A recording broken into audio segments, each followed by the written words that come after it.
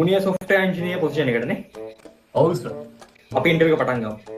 ඔයා කියන්න බලන්න මට මුලින්ම ඔයා දන්න ලැන්ග්වේජස් මොනවද කියලා. ලැන්ග්වේජස් කියන්නේ සර් මට සිංහල පුළුවන්, ඉංග්‍රීසි පුළුවන්, ආයි ජපනීසුත් ටිකක් පුළුවන්.